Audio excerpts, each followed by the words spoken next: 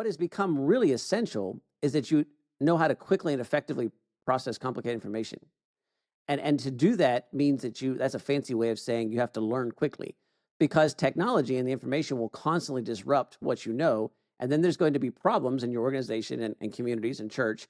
And the people that solve those problems quickly by going, okay, let me ask some good questions. Let me put that in context of what I know. Let me take this information and apply it. Those people end up becoming quite valuable. That's a very intellectual process, but it's a significantly different process than the way that most educational systems are working and the kinds of results they're trying to achieve.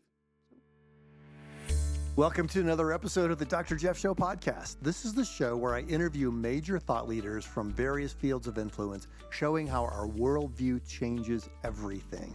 And you can find the show everywhere podcasts are found, including Liftable, Edify, Apple, Spotify, you name it. My guest today is Jonathan Brush, the president and CEO of Unbound, an educational system that develops exceptional Christian leaders by providing the tools, community, and experiences that enable an extraordinary life of purpose. Jonathan worked for 9 years as a director of admissions for a private liberal arts college and then spent 10 years working in non-traditional higher education. He is going to talk about the educational revolution. There is hope. Jonathan's a homeschool dad of 6 too, and he lives with his family in the Shenandoah Valley of Virginia. Please welcome Jonathan Brush to the show. Jonathan Brush, welcome to the Dr. Jeff Show podcast. Thank you so much for having me. I've talked to you in many different settings, but this is a first one for me, so it's good to see you, Dr. Jeff. First one for us to record a conversation, and I'm actually sorry about that it's the first one, because the conversations we have had have been so incredible. Your insight as an educational entrepreneur has expanded the boundaries of the way I think about education. And the program specifically that you're the president and CEO of, Unbound, we've worked together and working on that project for quite some time. But when we have conversations, Jonathan, one thing I notice is that and this is so important because this is a back to school time. Okay. People are posting on their Facebook right now. Here's my child going back to school. Here I am going back to school. We are in the middle of an educational revolution. Yes. And you know a lot more about this than I think anybody else that I've talked to. So this is a long format show. We get a total of 45 minutes to kind of process things here. But I would love for you to just talk a little bit about that revolution, because is that too dramatic to say that it's an educational revolution that we're experiencing? I don't think so. So, Jeff, I've been in higher education since I graduated, and that's longer now than I'd like to sort of admit, but it's coming on close to 25 years. And you have even longer experience in higher education than I do. And you know that generally higher education, the inside joke and the outside joke is that, it makes glaciers look pretty fast. I mean, it moves really slow. And in the last 18 months, I have almost had to just strap down. I work for an innovative company. We pride ourselves in being the fast end of higher education. And the amount of changes that we've seen structurally and functionally, and then culturally, have been pretty breathtaking. It certainly is the biggest and fastest change I've seen in my career and experience. Today is an interesting example. I started this morning having breakfast with a bunch of guys that were basically saying, we're not doing education the way that we've done them before. We're ready to, and these are people that I would not characterize as sort of leading edge radicals. These are people that consider themselves really normal, really traditional in some senses, who are like, nope, we're done. We're ready to throw everything over and do something different. And I think that that's pretty startling. I think that's pretty new. So I don't think saying revolution is too strong of a word. So there are a lot of different storm systems that are converging right now. And I realize I just shifted the metaphor. But one storm system is the exploding cost of higher education. Right. And the realization of an entire generation, millennials now, who are in the job market, who have so much student debt that it's unlikely they will be able to pay it back until they are close to retirement. Right. That's shocking and extraordinary. And that didn't happen before. I had a little bit of debt, but just a few $1,000s, and it was easily repaid. This Same is a here. Yeah. totally different situation. Then you have the realization growing in the minds and hearts of people that a lot of what happens in higher education does not affirm the values of actual reality. It actually breaks down students' ability to contemplate what's really real and gives them the impression that they are the one arbiters of truth. And so you send kids off to college, you pay all of this money, and they come back and tell you that they hate everything you stand for. Right. So you see parents now thinking, wow, this something is really seriously wrong here. Then you have in the grade school, middle school, high school level, you had COVID, which doubled, possibly tripled the number of people in this country who are homeschooling. Then you have the substantial growth now in 45 states in the District of Columbia of charter schools, which are government funded schools not operated by the teachers' unions. Then you have the entire Christian school movement. Every Christian school that you and I talk to, they all say we're full with a waiting list.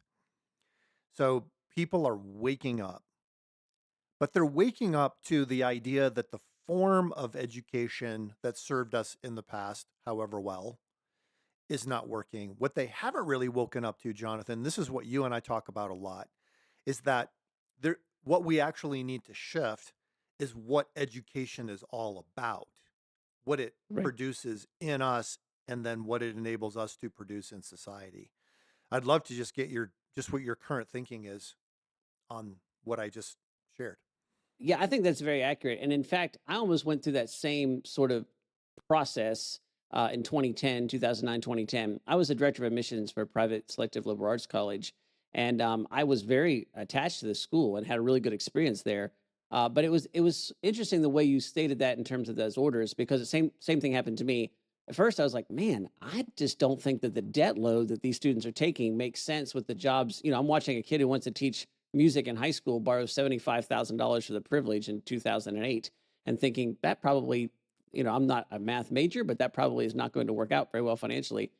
But then what happened, and I think this happens for a lot of people, is that they stop and go, wait a second, this is too expensive, but what exactly am I getting?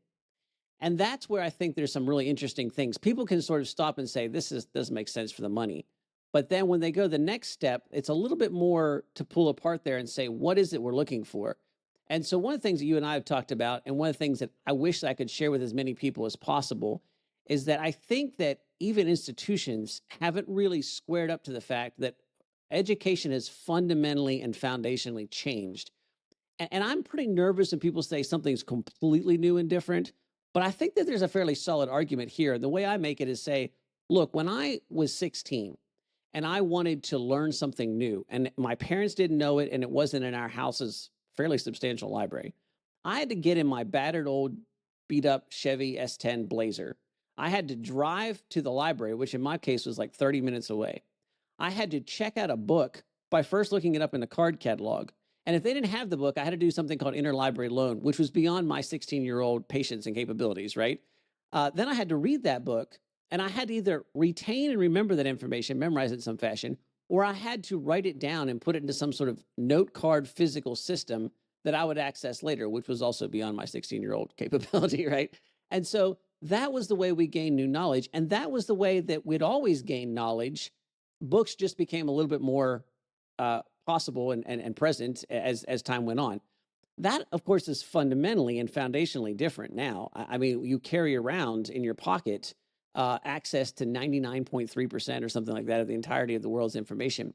And so what I tell people is that what happened there is that you had this fundamental shift from an answers-based paradigm, where the people that knew the most answers had an advantage in business and social circles and your church and all those kinds of things, because getting more information or checking those answers took time and energy and money in some cases, right? To fundamentally a questions-based paradigm where it's actually more important in many ways to be able to ask questions that allow you to sort the answers than it is to know the answers. Now, I think that that's a fundamental change, and it's worth really pausing and thinking about. I also think that that's an interesting change for Christians, because it's less of a change and more of a return to what has always been true for us, right? I mean, as a Yes. Christian, if I get to the point, I'm much more scared of a Christian who says, I know everything there is to know about prayer. That person terrifies me much more than a confrontational atheist, right? Mhm. But I think, if we take what the Bible says seriously, we follow an infinite God for eternity, which means the way it looks to me is that we will spend the rest of eternity asking questions to continue to know more and more about a God that we will never fully understand and know. Well, that's a very basic questions-based paradigm. So the exciting thing about this education revolution is that it is revolutionary, but for Christians, it's a bit like coming home. And I think that that's a Man, kind of an important point. So that's a huge point. So let me see if I can summarize this so far. What the educational revolution could do for us is move us from what you call an answers-based paradigm to a question-based paradigm, correct. recognizing that knowledge is now well, I'll put it this way. With the advent of artificial intelligence and machine learning, the Yes. cost of knowledge has gone down to almost zero. Is that fair? Like Yes. you And can, and and and in the blink of an eye. I right. mean, yes. You can get false information. You can Right. get you can get information when you query AI that is false, just in the same way that you could read a book that would give you false information. That is correct. So, but the knowledge itself, the cost has gone down to near zero. There wouldn't be any point in spending $400,000 on higher education if what you're trying to get is just more information. Yeah, because in the past, what you'd do for higher education is you'd actually pay for the knowledge. You would go to a professor who had access to information that was not available to the common person and who could bring other information in that was not available to the common person. And now, if you're paying for anything, it's for a discipline and an atmosphere that makes you access that knowledge, and that's not nothing, and that can be quite important. But there's this change, and when I say this, people get a little nervous, and I say, look, I'm not saying that you ought not to be educated. In fact, you have an excellent example. I mean, ChatGPT is now becoming famous for its hallucinations. I mean, and so I have a friend who queried some things, and it gave him an extremely in-depth history with dates, times, and launch dates for all the bears the Russians sent into space. Now, as far as I know, the Russians have not sent bears into space, although maybe there's a secret program that only ChatGPT can access. But it was very convincing that they had with dates and times and all those things. So you have to be educated enough to know that doesn't make sense. And so education is in some ways more important, but the process and the way we do that and what we're educating for is a little bit different. We're not educating in such a way that, the best product for an educated student is somebody who I packed a lot of information into that person's head. The best product for an educated student is that I gave them enough context to be able to ask wise answers and process and then learn quickly. So here's the kind of almost strange dichotomy here. What has become really essential is that you know how to quickly and effectively process complicated information. And to do that means that's a fancy way of saying you have to learn quickly, because technology and the information will constantly disrupt what you know. And then there's going to be problems in your organization and communities and church. And the people that solve those problems quickly by going, okay, let me ask some good questions. Let me put that in context of what I know. Let me take this information and apply it. Those people end up becoming quite valuable.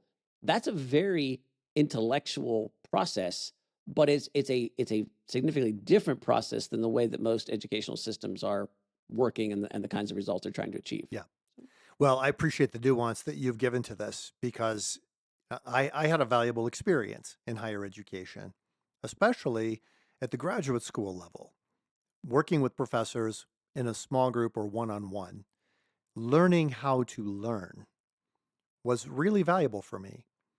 But I guess the thing that a lot of colleges sell is the knowledge or that you'll have information out of this.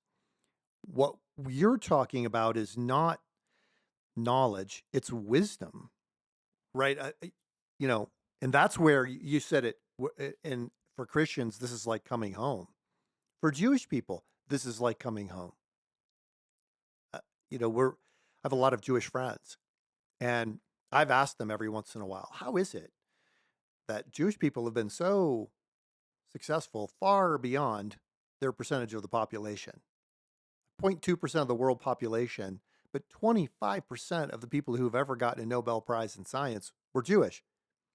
What explains that extraordinary level of influence? And what they've told me is when you're Jewish, you study Torah.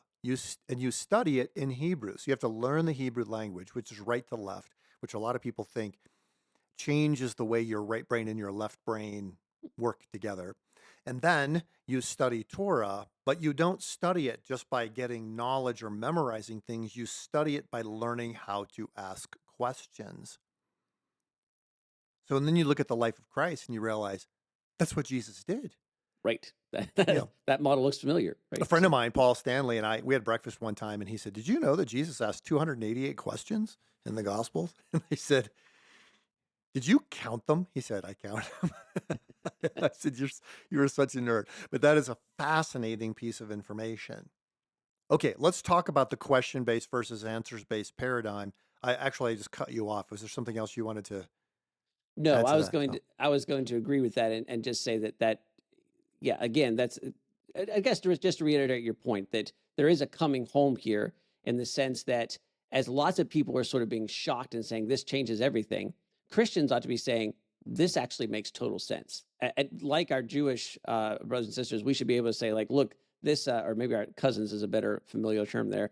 We should be able to say this actually, the idea that we would continually ask questions to gain truth. And I guess one quick corrective is when I talk about this, I often am accused of being a relativist when I say, always ask questions.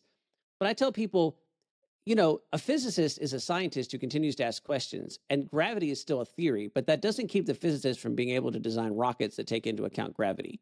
So, as a Christian, there are some things that we can know with a great deal of certainty that we can build our life around and that we can consider as moral truths and all those kinds of things, while still saying, even though I understand this truth, I do not fully understand it. And that last bit of uncertainty, I think, is profound. And it is not something that Christians have necessarily been fantastic at, but it is, I think, an authentic piece of our heritage and the way Christ taught us. And rediscovering that, so it's not new, but rediscovering that, I think, is an essential piece for a faith that is really struggling in a so-called post-Christian world. To be able to engage that world and offer something that I think is very important and also at the same time extremely practical. So more of an enhancement of what you just said. Yeah, that's so good. That space of uncertainty is where a lot of the real learning takes place. I tell a lot of my students, the best learning often happens on the cusp of despair. When there's something out in front of you that you can't make sense of. It doesn't have a shape, it doesn't have form. And you're contemplating it, and then all of a sudden the patterns start to become clear to you. And once you see them, you can't unsee them. So that's why it's so important that's why we talk about worldviews, patterns of ideas. You recognize the patterns at play in the same way that you would do that in sports. You recognize the patterns of play, or Right. business. You This recognize is a blitz. This is you're right. Yeah, absolutely. right. Yeah. Yeah. And you find success because you identify the patterns and then you master them. Okay. So back to this question though of what a question based versus answers based paradigm is. Like I can understand intellectually there are a lot of things in physics that we suspect but don't know. Even simple things like what energy is. But then you look in the physical sciences. You look at the caterpillar that's transforming into a butterfly. What happens in the middle is the caterpillar's body essentially eats itself and turns into a butterfly.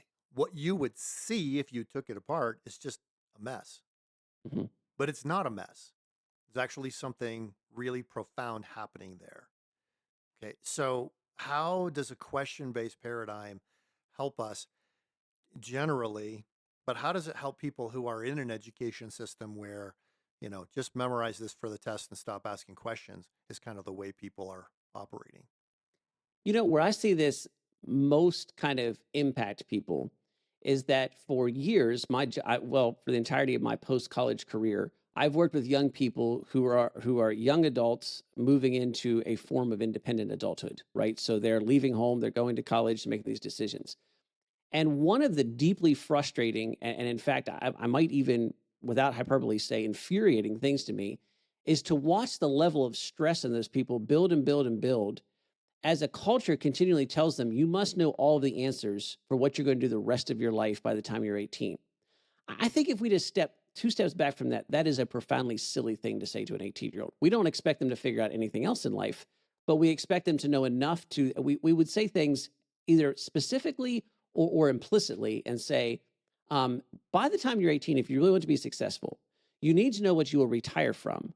So you can then choose a career to pursue. So you can then choose a major to pursue. So you can go to the right school for that major. So you can build the right schools to get the right job in the right master's program to get the right job to be successful. Right. If you screw this up, you will do whatever the equivalent is of a terrible job that you think, whatever you think is a terrible, unsuccessful job for the rest of your life. That's an interesting example of an answers-based paradigm. And I think one of the things I'd like to tell people is like, if you can just think differently about this and say, think about it in this sense, there's a piece here where an answer stops the conversation. If you say, "Oh, I know the answer to this," then you stop asking questions and you'll stop learning and you'll stop moving. And so you'll see this with people midlife career crisis, right? I was going to be an attorney. I went to law school. I got out to be an attorney. I don't like being an attorney, right? Right. And so now all of a sudden they have this crisis because they accepted the answer when they were 18 and they never questioned that answer. I know a guy that wrote a book called something about unquestioned answers or something like that. So one of the ways you can kind of practically take this questions-based paradigm is immediately say, no, you ask a question to get to an answer, which allows you to ask a better question, which moves you forward. And hey, if you're 18, it is perfectly reasonable and normal for you to not know what's going on next. And that the way you will go forward is by asking questions and getting answers and pursuing some things and failing at a few things and going down some dead ends and changing and shifting and moving forward. But you have this ability to constantly move forward because it's not about this magic. When I know the answers, I'll be successful. And I think that's what we tell young people. When you know all the answers, you graduate from high school. Now you're good. Now you know all the answers, you graduate from college, you're good. And then they get into a world that doesn't know the answers anymore because technology disrupts things so much. And they say, I'm disoriented and I'm lost and I can't measure my results and I don't know where to go. And if you just flip that and say that's actually normal, most of us spend most of our lives there. The way to move forward is to ask a question and get an answer and ask a better question. All of a sudden, it becomes this practical, immediate thing. And that sounds intellectual on one end, but I have found that when I work with our students and when I talk to my own children, it's something that can be translated to something that's immediately practical that can be, we have a course we call Navigate that is about teaching people how to make big decisions. And it, has a lot of what we're talking about here. And the best feedback I get from that course is like, I was really stressed out about graduating and now I'm not. And I think that's a very practical application of no matter what system you're in, no matter what your educational system's doing, you can hack the system by going, wait a second, this is not about how many answers I've packed in my head. This is, can I take the material that's being given to me and can I use it to ask good questions? Because that's ultimately how I move forward. And that's much more doable than like knowing, well, there's a magic list somewhere. And until I get the answers to that, I can't actually progress to the next part of my independence in my life. Right. Yeah. It's not that knowledge is unimportant. It's that Correct. knowledge needs to be put into context if your goal is to solve problems to which the answers cannot possibly be known, which Well, is most of the problems that we face in life. and it acknowledges that it's not that knowledge is unimportant, it's that knowledge is more than we think. And in fact, I would say that a questions-based paradigm cares more about knowledge in some ways because you're asking a question to get to a better answer, to ask a better question. When do you stop? I think maybe never. I mean, if we follow if we have an infinite God and we have an eternity to learn about him, I literally think the answer is literally never. And so that's a high view of knowledge and a continual process that continues on. And instead of this idea that at some point I'm like, well, I'm ready to check off the planet because I've figured it all out and I've got all the sheets done. We see a lot of examples of people that literally think that, right? So Yeah. Yeah. Thinking that they can gain control over an uncertain world through that. by having all the answers or figuring it out, or Yes. Yeah. I guess what we call mastery. So, all right. This is so good. Okay. So we've got to reframe our thinking then of what a good education looks like. Can we at least start with this? You're not going to rely on other people to educate you. You are going to be part of directing the process of getting the knowledge and the skills and the wisdom that you need. Is that a Yeah, because at heart here, if you're going to continue this forever, you are going to continue this forever. And I think that's a beautiful step one, because there is this consumer mindset that I'm paying. And as the prices have gone up, I think understandably the pressure for this has increased more. I worked really hard to get here into your university, Mr. and Mrs. Professor. I'm paying an obscene amount of money to be here. Therefore, you better deliver whatever it is. You better put into my head whatever it is I need to be successful. I'm not going to work very hard at this because I'm already paying. I'm working like crazy to pay the bill, and I'm going to be paying it for the rest of my life. And so you have a bunch of people in college who are really offloading the responsibility to a system that they think that will deliver that, which is somewhat reasonable considering the price tag they're paying for it. Now, you can go through that same system, and if you understand that ultimately you're the one asking the questions, and so that you're ultimately responsible for that, like many things, when you become ultimately responsible, you get all the benefits from that. And I think that that's an excellent first step, and a healthy reordering, which also gives you perspective to make wise decisions. Some degrees are worth paying an obscene amount of money for. Not all degrees are. And asking those questions allows you to determine which is which. I actually think colleges are really good at imparting certain kinds of knowledge, and in fact would love to see them get better at what they do well. I don't think colleges are the best place to prepare the majority of our workforce for the kinds of jobs that they need. However, I think it's a really good place to prepare intellectuals to do intellectual things. That starts with asking questions and saying, am I an academic intellectual type person who would benefit from a great college environment? Well, then, and I would suggest a Christian school for starters, but there's excellent colleges and universities that do that. But you might also say, actually, I don't know that I need that kind of education. There's a better way for me to learn. I'm going to be just as academic in some ways. I'm going to pursue knowledge with as much aggressiveness as I would in college, but I can do it in a different setting that might economically be better for me, but also maybe better in terms of my learning because of the questions that I'm asking. The other day when you and I spoke, you made an intriguing comment I've been reflecting on. You said a lot of the students who are coming your direction, who are looking for an alternate path to the sort of education they need for their lives, are not asking you about how to get credentials. They're asking you how to learn, how to become a learner. Can you talk about that a little more? Because if that's actually happening among young adults, that's proof that the educational revolution is transforming something in a powerful way. Well, I can put some actually interesting numbers to this in the sense of just percentages. So I work for Unbound, and we do alternative. We used to call it alternative higher education, and so for the entirety of my time with Unbound, we would our competitors would be you would come to Unbound to earn a degree, or you would go to community college or traditional college, and those would be the primary competitors. And there'd be a few anomalies, some kid that went to work for their family's business or something like that. Um, Last year, my admissions team said, look, we haven't lost a single student to a community college or a traditional college. And this is one of those things, Jeffrey, you say, what did you just say? I mean, just, what did you just say?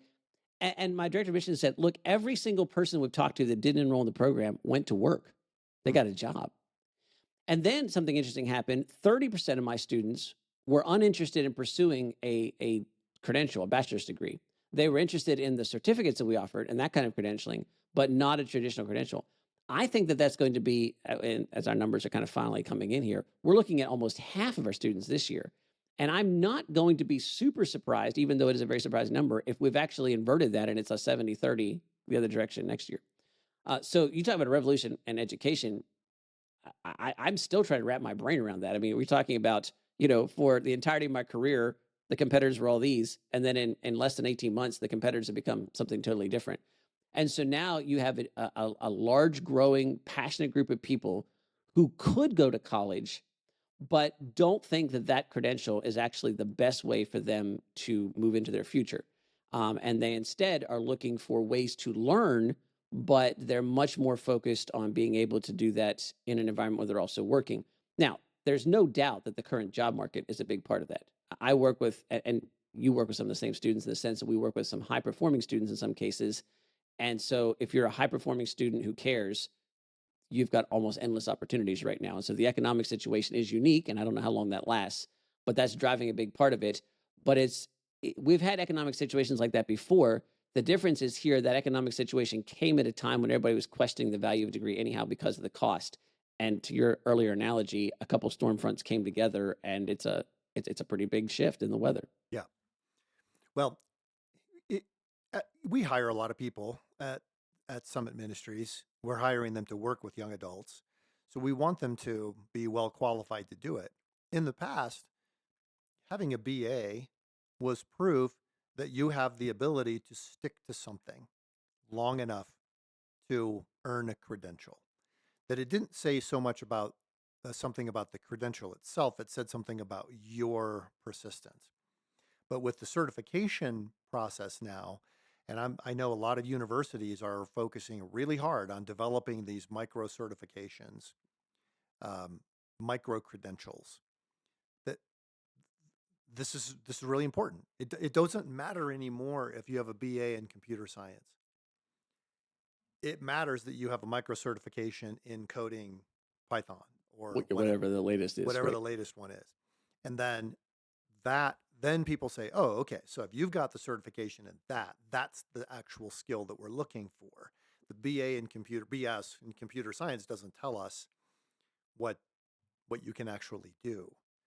So there's a shift in the mindset of people as they're thinking about moving into their career. And this, the idea that you have to have a diploma on the wall with BA or BS or MA or MS or PhD or MD, now MD, JD, things like that, those kinds of credentials have a much higher meaning, but also a much higher threshold.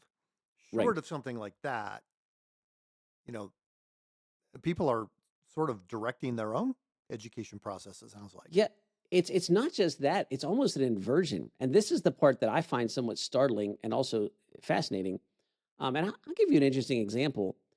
I would be hard pressed to be convinced to hire a student with a marketing degree, because my experience in hiring students with marketing degrees is that they know a lot of out of date marketing techniques that they think are really important, which are actually not even useful.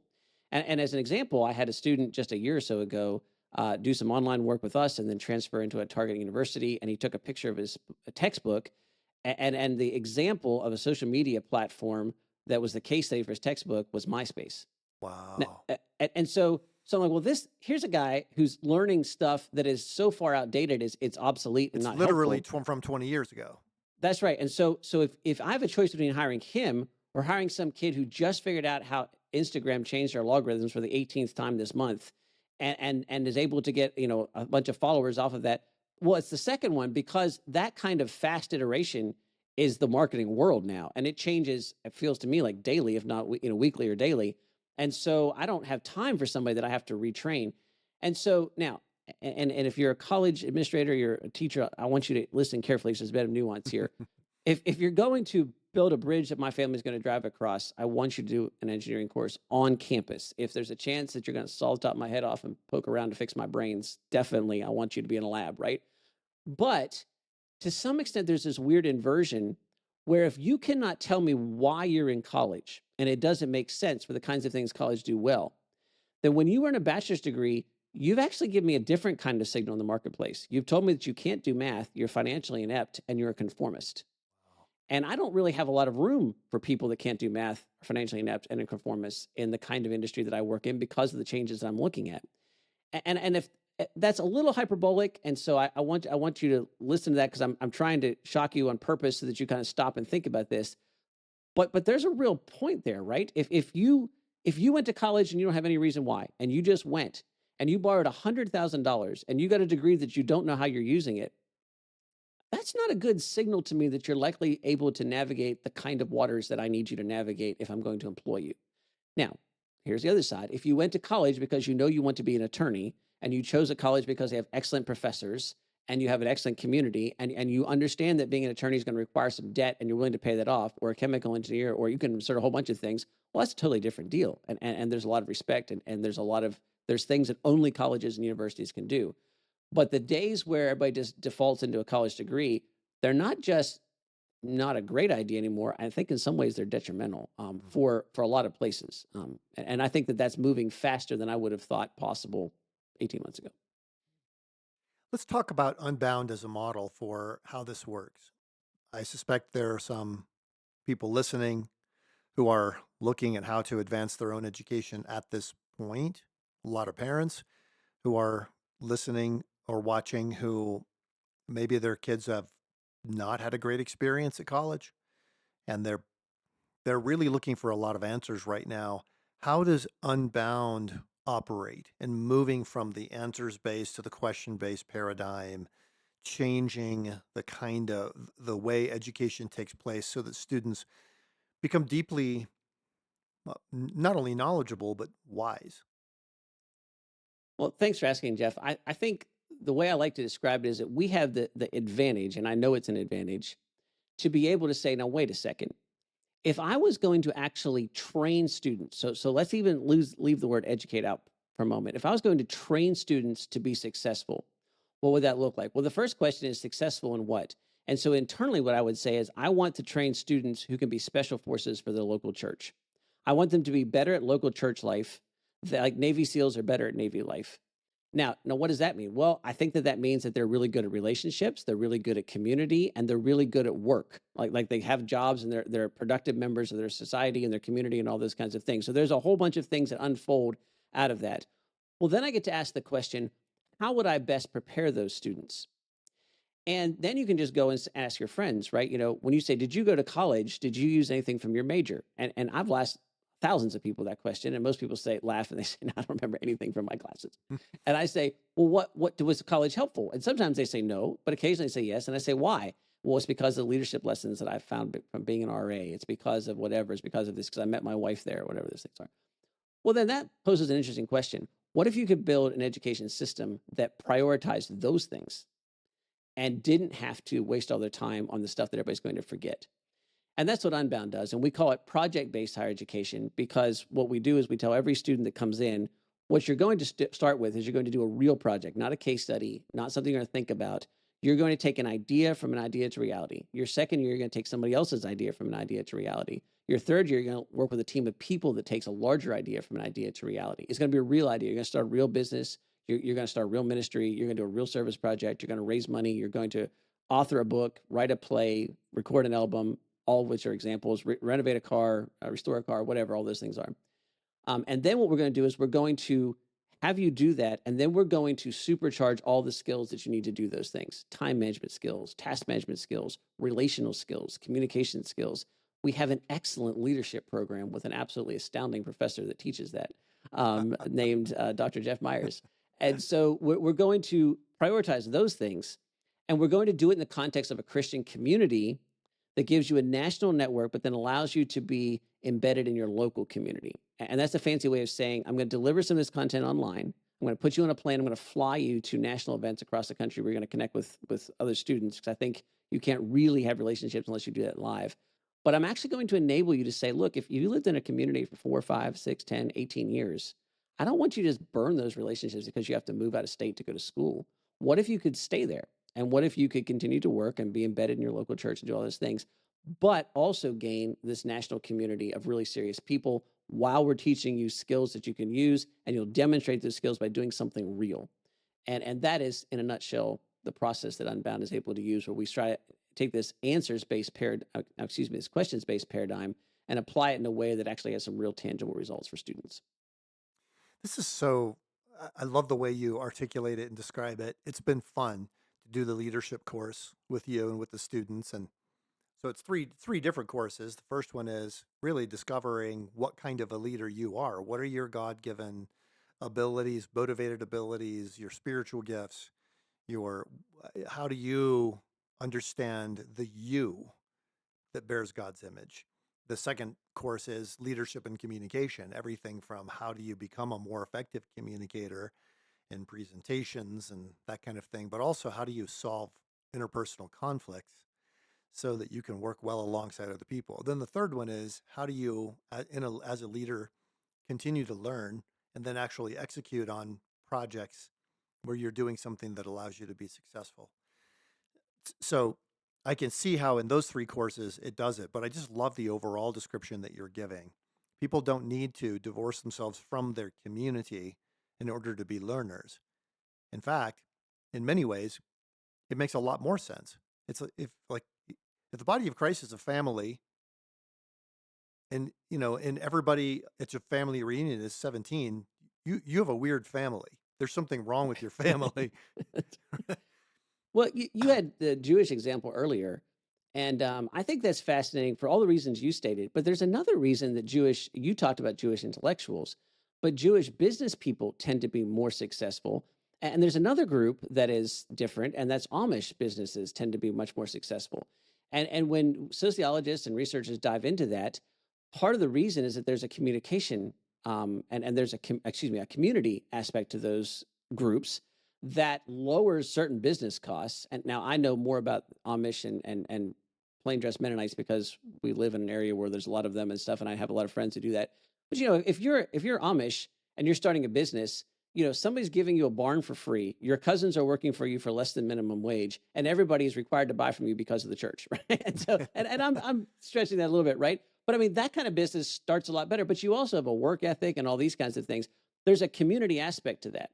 I think as the world becomes more post-Christian in our culture, there's actually a strengthening of that inside the Christian community. So just why I think the educational revolution actually brings us home for Christianity, I think Christians have this unique opportunity.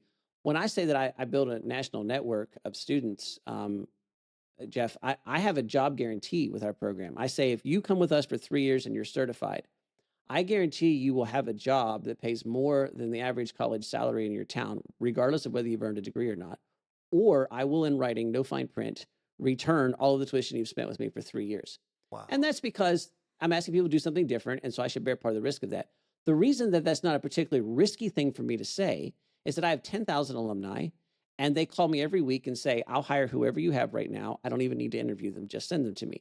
Now, why would they do something like that? Because that's an actual thing that people said. Well, because they understand the values, they understand the background, they understand the faith that people share, and they know that they're going to get a pretty good deal. There's a community aspect that's a tremendous advantage that I think that we are just maybe starting to wake up to and remember. We knew this before. Remember in the church and in Christianity that I think is really powerful. And I think that's very exciting. And as for all the things that are challenging as we move forward, I think there's some things that are really exciting, and returning to questions-based paradigms and community is one of those things that should feel familiar to a Christian.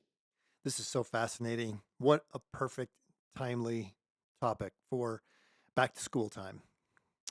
Trying to figure out the why behind the what that we do when we talk about school. If somebody wants to get involved with Unbound, what ages of students are usually coming into the program? What would that look like? How do they get in touch with you? Right. So they get in touch with us by going to beunbound.us, and that's beunbound.us. And of course, you can find us there and on all the social media platforms and all those good things. We work with students from high school through college age. So the high school programs work primarily for homeschool or private school students. And so you can find out about that at beunbound.us. And then the program that we've been talking about and I described earlier is called the Ascend program. You can learn about that on our website, and it is for students who are generally post-high school. And so I have a few late high school seniors who come in at 17. Most of those students are in the 18 to 22 age range, some on each end of that. And if you're listening to this program, there's still both an opportunity to get into our regular program, which starts this fall, as well as a new non-accredited program that has some more flexibility for that growing group of people that say, I'm really interested in continuing my education, but I don't have to have this locked into a degree. And there's a lot more flexibility there, and there's lots of opportunities in that program as well. So if you go to beunbound.us, you'll see the steps that you go That's through. Correct. Okay. Yes, and it's broken down there, and of course, it's easy for you to get in touch and ask any additional questions. Man, I don't think I knew about that guarantee that you make. That is unbelievable. I've never heard of a university. I mean, can you imagine if universities said, if you don't get a job paying higher than the average salary in your community, we will refund the $300,000 we took from you. I like it for two reasons. One, of course, it gets people's attention. But by the way, your program is, I mean, the fees are really Correct. They're very nominal Right. because because of the decentralization, you don't have to charge these obscene fees. Right. We're looking at a cost of perhaps $8,000 a year to be able to do this program. And we tell folks, look, we can help you get jobs that will pay for that. And we're actually working on some systems that make that even better. And we have a lot of connections with businesses. But I think, Jeff, to have that promise is both, I want to get your attention, but I also use it to put, I said I have to hire people that are innovative and I can't waste because we have to live under the shadow of those. I look at every single one of our students and I say, are we making sure this person is prepared? Have they paid attention to leadership courses? Are they doing their projects in such a way? Because at some level, I have got a dollar sign responsibility following them through the program. And when I say there's not much fine print, I'm talking it fits in a couple paragraphs on one piece of paper that we sign and send to you before you pay for the program that says we will do this. And the fine print is you have to earn our certificates. But then that means that they have to have enough in those certificates that we feel confident that it delivers that value. And yeah, it should keep us sharp. It should keep us accountable. Yeah, And I like working in that accountability. man. Well, this is so great. We've had a great month talking about education, back to school. This one is out of the box for sure. I've loved this kind of thing. So it's been fun to work with you over the years, Jonathan. I'm excited that uh, that I get to do something that continues to engage with college students as sort of a professor. And then it's really great to know the programs like Unbound, beunbound.us exist for those who are ready to step out and say, you know what, it's a different world. We've got to prepare for it differently. And that means there's exciting opportunities. And for those of you who are listening, I've sent all of my students, all my children, not students, all my children so far as they've qualified to Summit Ministries. And I've watched both a change from that, but I told Jeff this, that as each of my three oldest have taken the leadership courses, I have watched their behavior in our household change because of the things that they have learned in those courses. Mm, I do not know of any other educational component that I've seen that immediate direct results. So a big thank you to you for the expertise you put into those courses. And then to those listening, to make sure that it's really apparent, and they didn't ask me to do this, a heavy endorsement of what Summit does, which I think in so many ways embodies that questions-based paradigm and tells students, hey, you can bring your questions here. And we have yeah. good answers, but we'll also walk with you as you continue to learn more about these answers. And my own children have benefited from that tremendously through the years. Yeah. Wow. Man, thanks so much for the conversation today, Jonathan. Loved it. Well, thank you for having me. It was an honor and a pleasure to be here. Thanks. Thank you to my guest today, Jonathan Brush, for coming on the show. That website, in case you were driving or couldn't catch it in time, is beunbound.us.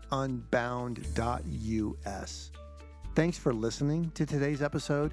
If you enjoy the show, would you consider leaving a review on your favorite platform? Reviews help more people find the show. Thanks for tuning in. We'll see you next week.